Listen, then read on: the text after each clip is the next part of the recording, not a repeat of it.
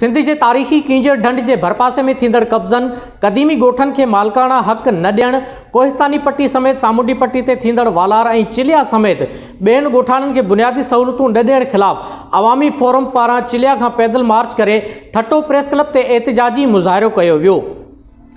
मुज़ाहिरे दौरान ख़िताब कंदे अॻवाननि अयाज़ लाशारी, एसटीपी ज़िले सदर सैयद जलाल शाह, हैदर शोरो, पोरियत मज़ामत जे दोस्त अली लगारी, अब्दुल जब्बार बम्बरो, SBI जे आज़ाद बिरोही, निज़ाम बिरोही, साबर शोरो, ज़हीर शोरो, बागी, ग़ुलाम अली जाखरो ऐं ॿियनि चयो त कींजर ढंढ जे भरपासे में कब्ज़ा करे कींजर ढंढ जी हुसन खे बिगाड़ियो पियो वञे।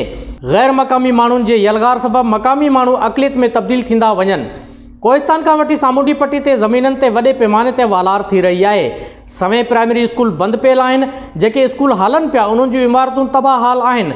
उन्हनि चयो त क़दीम ॻोठाणनि खे मालिकाना हुकूक न पिया ॾिना वञनि, माहीगिरियुनि जे रोज़गार ते धाड़ा लॻी रहिया आहिनि। उन्हनि मुतालबो कंदे चयो त ॻोठाणनि खे बुनियादी सहूलियतुनि सां गॾु इंसानी जियापे जूं ज़रूरतूं ॾेई तारीख़ी कींजर ढंढ ते कब्ज़ा ख़तमु करे माॻ खे महफ़ूज़ कयो वञे। ॿी सूरत में एहतिजाज जो दाइरो वसी कयो वेंदो। कैमरामैन अली मोहम्मद सां गॾु Raja Abdul Razzaq, world news Sindhi, bureau chief ठट्टो।